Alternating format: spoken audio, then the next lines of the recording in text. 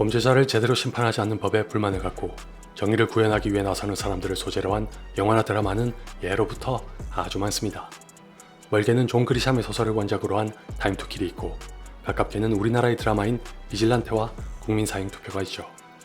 타임 투 킬이 지금으로부터 장장 약 30년 전에 나온 영화라는 걸 고려하면 원인이야 조금씩 다를지 몰라도 여전히 법이 올바로 작동하지 않는 데 대한 불만이 크다는 걸 알 수 있습니다.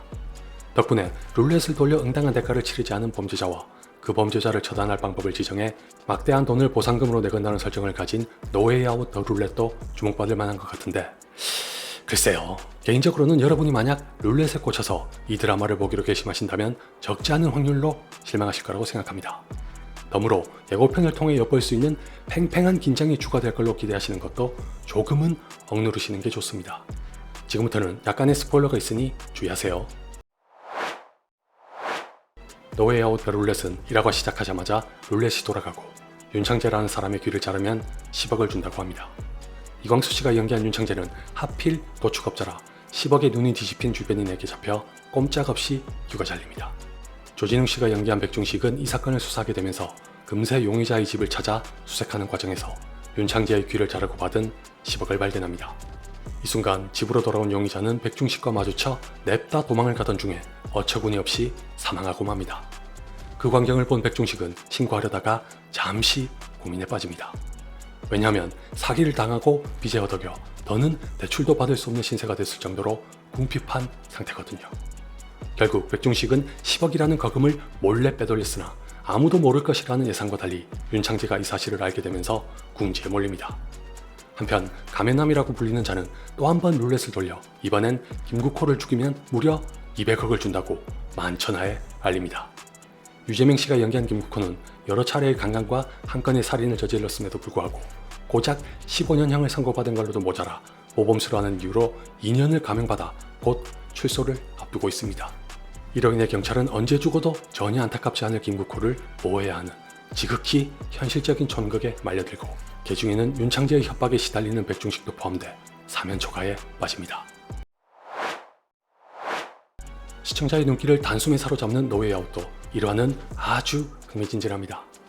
처음에 말씀드렸다시피 자경단이야 어째 요즘 들어 더 자주 보는 소재라 특별할 게 없지만, 룰렛을 돌려 대상, 방법, 보상금을 정한다는 것 또 새로워서 아무래도 관심을 갖게 됩니다. 더욱이 누군가가 정의감에 불타올라 목숨을 내걸다시피 하고 위험천만한 심판을 내리는 것보다야 돈이라는 확실한 보상이 따르는 이쪽이 훨씬 더 현실적으로 다가오기 때문에 이걸 과연 어떻게 풀어나갈지 궁금했으나, 1화의 마지막에 다음 목표물로 대뜸 김국호가 나오는 걸 보고 왠지 느낌이 안 좋았습니다. 그도 그럴 것이 누가 봐도 이 드라마의 메인은 김국호를 둘러싸고 벌어지는 사건일 게 틀림없는데, 벌써부터 등장시키면 저로서는 두 가지에 대한 우려가 생길 수밖에 없었습니다. 첫째는 부재로도 붙은 룰렛이 정작 본편에서는 이제 사용될 일이 없을 것 같다는 것이고, 둘째는 남은 7개의 에피소드를 김국호만 가지고 알차게 채울 수 있을지 의구심이 생겼다는 겁니다. 결과부터 말씀드리면 하나는 제 우려대로 흘러갔고, 다른 하나는 다행히도 이유에 그쳤습니다. 우선 노 웨이 아웃은 왜 제목에까지 룰렛을 붙였는지 불만 어린 의문을 갖게 될 정도로 룰렛의 역할이 부족합니다. 사실상 딱 2번 돌려서 각각 윤창재와 김국호를 대두시키는 용도로만 씁니다. 나중에 보면 여기에도 숨은 의미가 있긴 하지만 대단한 주목을 받을 만한 건 아니라, 개인적으로는 그저 이 드라마에 이끌렸던 주요 소재가 허무하게 사라졌다는 게 너무 아쉬웠습니다. 대략 4화까지는 룰렛으로 2-3명의 목표물을 처리하고 경찰이 힘겹게 수사하는 와중에 김국호에게 200억이라는 무시무시한 보상금이 걸려 절정을 향해 치닫는다는 이야기로 갔으면 좋았을 것을. 그렇게 되면 국민사형투표와 형식이 너무 비슷해져서 그런 건지, 아니면 애초에 하고 싶었던 게 제 기대와 달랐던 건지 룰렛의 쓰임새는 보잘것없이 작습니다. 대신에 또 하나의 우려였던 재미의 지속은 의외로 나쁘지 않은 편입니다. 단 이것도 호불호가 좀 갈릴 것 같긴 합니다. 참 희한하게도 요즘 우리나라는 영화고 드라마고 할 것 없이 블랙 코미디를 종종 접목하는데 노 웨이 아웃도 예외는 아닙니다. 알고 보면 이 드라마는 블랙 코미디라고 표현하는 게 적당하지 않을 수도 있을 만큼 많은 분량에서 유머러스하고 경쾌한 분위기를 띱니다. 1화의 경우만 해도 도입부에서 윤창재의 귀가 잘리는 장면만 제외하면 대체적으로 밝은 편이죠. 백중식이 처음으로 등장하는 장면도 그렇고 백중식이란 캐릭터도 그렇고 조진웅 씨의 연기도 그렇고 막 시종일관 진지하거나 무거운 톤에서 스릴을 뿜어내는 드라마는 아닙니다. 특히 백중식과 엮여서 몇 번 등장하는 게 전부라 분량은 미미하지만 제법 중요한 역할을 하는 박순경은 이 드라마를 통틀어 거의 유일하게 호감이 가는 캐릭터인 동시에 연기도 참 잘해서 모르긴 몰라도 아마 많은 시청자로부터 칭찬과 귀여움을 받을 거라고 생각합니다. 이런 이유 때문에 괜히 예고편에 휩쓸려 팽팽한 긴장이 지배하는 드라마로 기대하시는 건 좀 억누르시는 게 좋겠다고 말씀드렸으나 그렇다고 또 마냥 실망스럽기만 한 건 아닙니다. 여느 영화나 드라마와 달리 노웨이 아웃은 다양한 캐릭터마다 정해진 역할이 있고 거기에 맞춘 연기와 연출이 더해진 덕분에 밝고 어두운 경계를 어느 정도 매끄럽게 넘나듭니다. 결정적으로 비록 노웨이 아웃이 예상을 벗어나 스릴로 가득한 드라마는 아닐지언정 한동안 꽤 볼만했던 이유는 드라마의 분위기를 잘 조절한 연출과 더불어 각 에피소드에 새로운 캐릭터를 순차적으로 등장시키기 때문입니다. 노웨이 아웃은 김국호를 중심에 놓고 각계각층의 인물을 매번 추가해서 이야기를 풍성하게 만들고 흐름과 방향을 시시각각 바꾸는 게 긍정적으로 작용해 무슨 이야기를 어떻게 보여줄지 호기심을 갖게 합니다. 물론 이것도 좋게 보자면 그렇다는 거고 나쁘게 보면 일관성 없이 들쑥날쑥하고 산만하다는 비판도 얼마든지 나올 수 있긴 합니다. 그런 의미에서 가장 큰 걸림돌이 될 수도 있을 캐릭터는 바로 염정아 씨가 연기한 정치인인 안명자가 아닐까 합니다.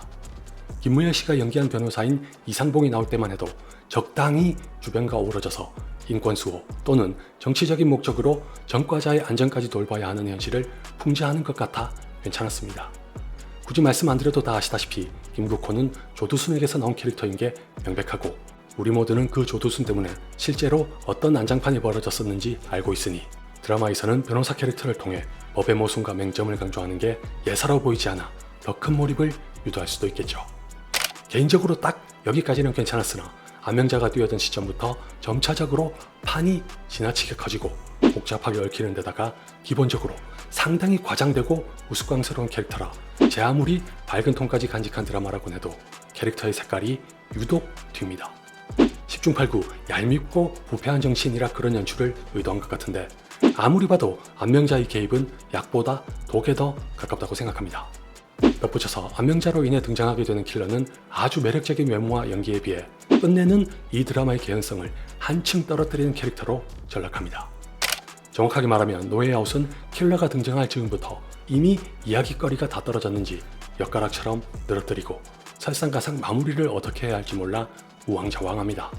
안명자도 안명자지만 김국호의 가족까지 끌어들이면서 피로도를 가중시키더니 진짜 살벌한 경력을 자랑하는 킬러가 임무에 실패하면서 이 드라마는 걷잡을 수 없이 무너지기 시작합니다.